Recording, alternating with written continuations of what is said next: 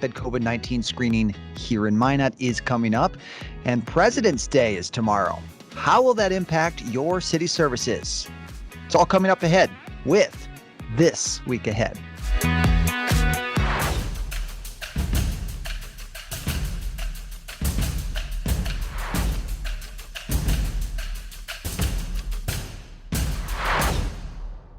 Hey everyone, welcome in and thanks again for joining me once again on This Week Ahead.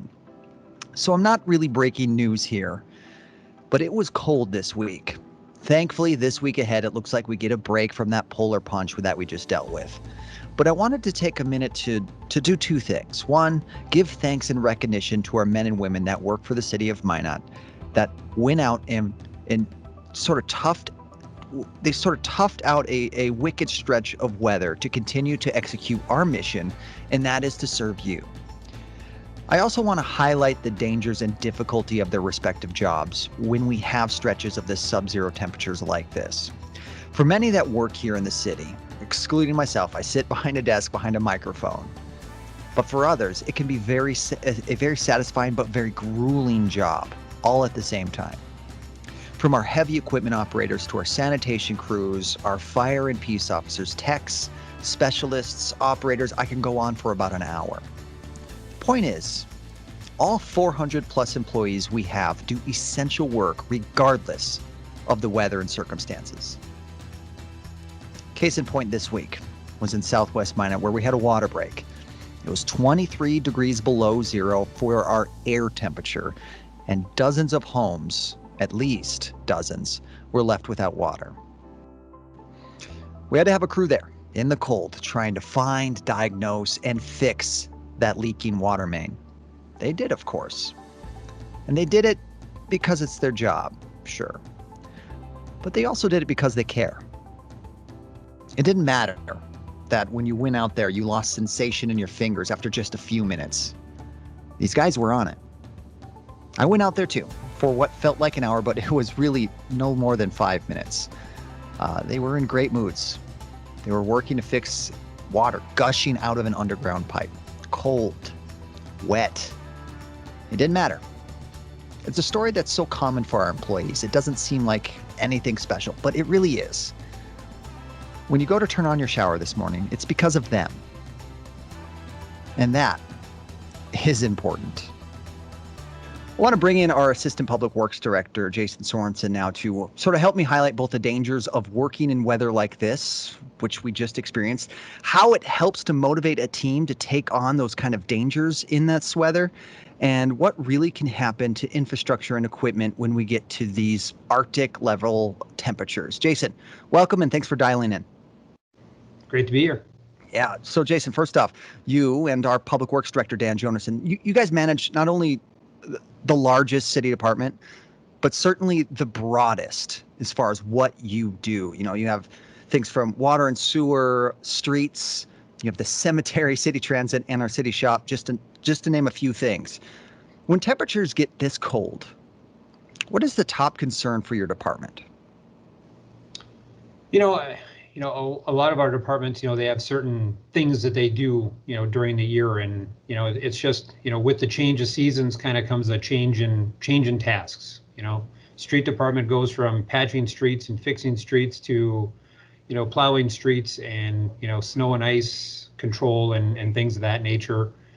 There's a lot of just things that you can't do during the winter that you can do during the summer. So it's kind of a lot of crews go into kind of maintenance mode, things that have maybe been neglected during the summer and fall. We have an opportunity, there's a little more downtime. We can kind of do some maintenance, clean some things that haven't been cleaned in a while. And so, yeah, it's just kind of a shift in responsibilities, I guess, when the seasons change. Are there things that maybe concerning the most when it gets to this kind of cold, like sub-zero, -15 air temperature? Are there concerns from a managerial side that you sort of try to manage with your staff? I wouldn't say that there's anything that once it gets cold, we suddenly target certain areas. It's just operations just become different, when it's this cold. If you have workers working outside, you have to, make sure they have a way to stay warm and safe. You know, if equipment, there's things that maybe equipment is running fine, but it's usually that first sub-zero day when there's maybe a little issue that you didn't see when it was nice out and suddenly becomes an issue when it's cold out. So it's, kind of responding to, trying to keep equipment running and trying to keep operations, running, as smoothly as we can. Yeah, when things get this cold, things break. It's kind of Yes. just the nature of the game, right? But for you guys, for us as a city, in fact, sometimes we have opposing goals, right? First, we want to ensure that the citizens get the service that they expect, but we also want our employees that execute those services to be safe. How do you and how do your supervisors manage attitudes, mitigate dangers, and try to sort of execute both of those goals simultaneously? Well, it's certainly a juggling act. We have, basically, most of the employees in the Public Works Department work outside, at some point or another, so, we have, in our budgets, there's money to make sure the guys all have cold weather gear and make sure they're all properly prepared for working outside, and making sure they have the tools to do the job when they're outside working when it's this cold. It sort of takes a special person to do some of these jobs, right? I went out there earlier this week where we had a water main break in Southwest Minot, just to kind of get photos and video and see what was happening. And I didn't last long in the weather, but your guys, they like it's almost like nothing was different for them. They had positive attitudes. They were just getting the job done, even knee deep in mud and running water in a hole in a box culvert. Is that just something that comes with the job, or do you have to find people that sort of have those kind of attitudes? I think we've done a good job in the last few years. We've found a lot of guys that have that, we can do anything attitude. Because that's one complaint that we don't generally hear a lot from our employees as well. It's too cold. We don't want to work today. Most of the guys that sign on, they know that conditions may not be, ideal every day that they're going to be out working, but they know they got to go out and get the job done. Now, sticking with water main breaks, me being an amateur, just trying to notice things that may be there or may not be. It seems like we have more mains that break in the winter. Is that true? And if so, why? It kind of depends on the year.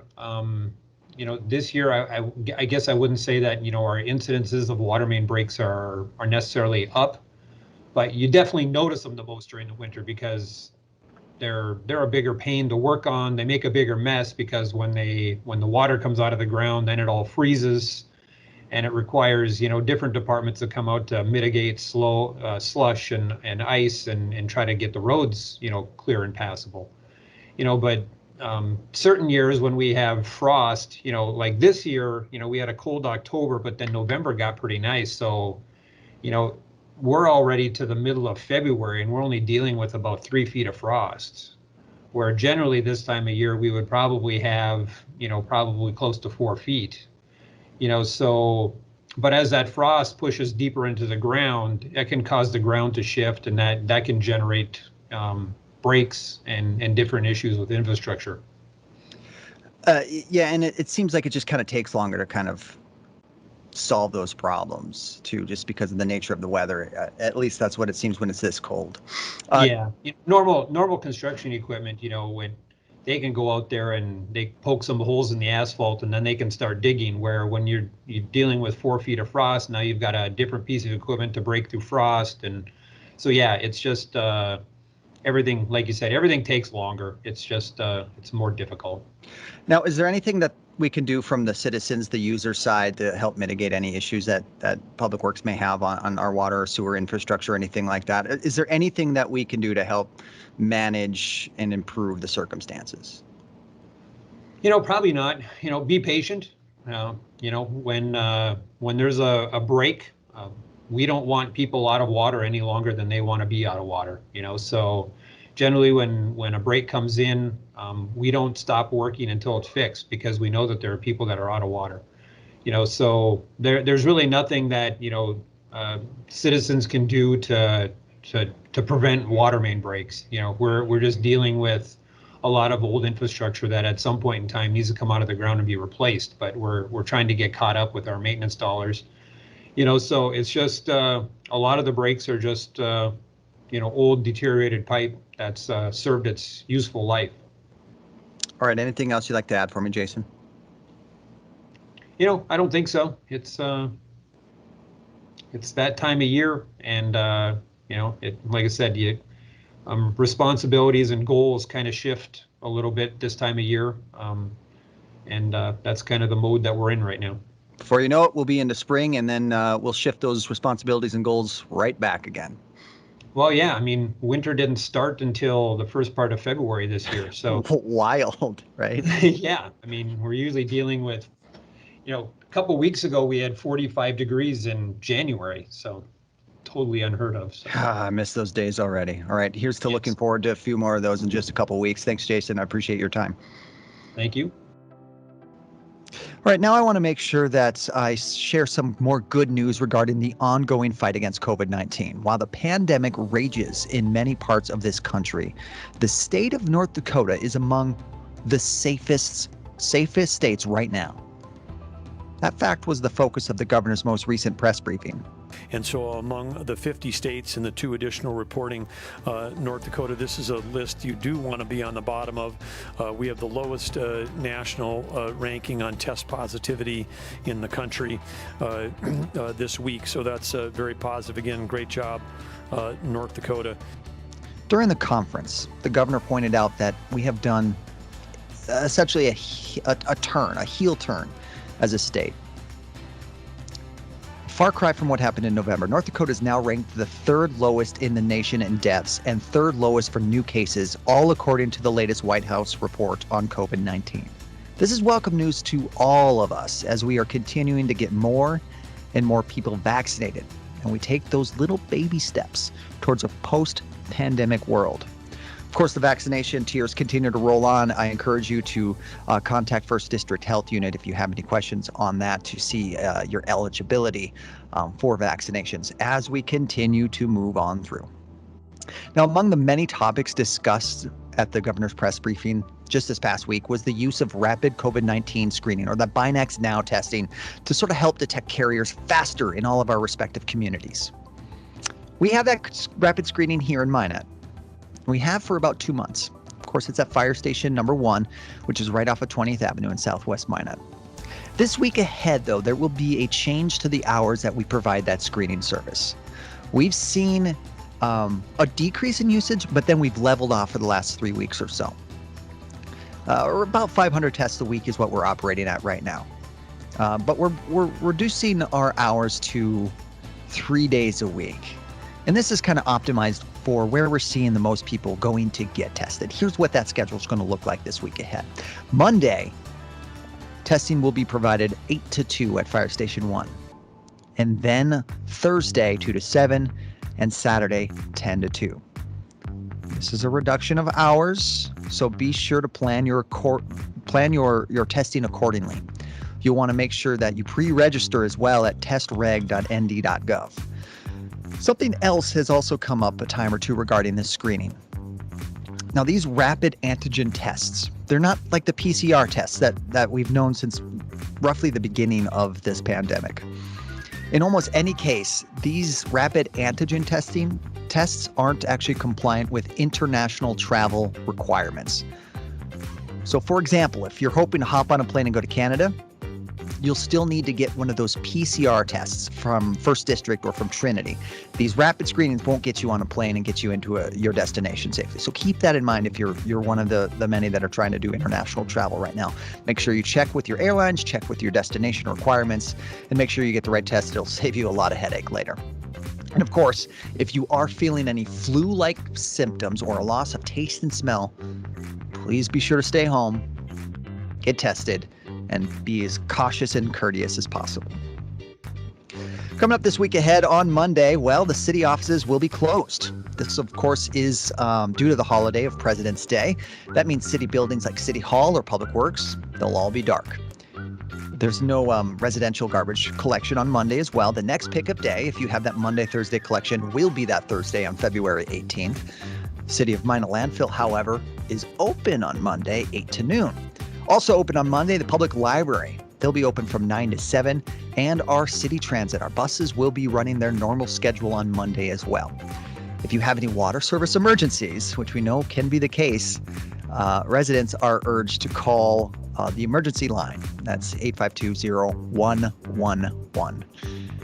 All City of Minot offices will continue our regular operation, our regular schedule, and our regular services on that Tuesday, which is February 16th. And because city offices are closed on Monday, the regular scheduled city council meeting will be held on Tuesday the 16th as well. Same bat time, same bat channel, of course. That's 5:30 in council chambers at City Hall. But here's the thing, the agenda, well, not necessarily light. It's more routine this week ahead, and a little bit more straightforward. Of course, that meeting, if you're interested on anything on that agenda, will be broadcast live on Facebook, YouTube, and on Midcove's Public Access Channel 19. Okay, that'll do it for me for this week ahead. Of course, thanks again for joining me on your Sunday morning.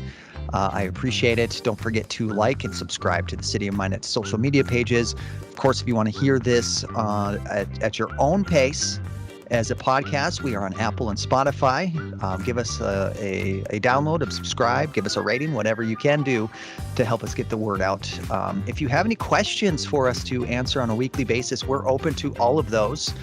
You can just visit minotnd.org/mailbag. You can send us an email at info@minotnd.org with the subject line of mailbag. Ask us anything you think we need to answer.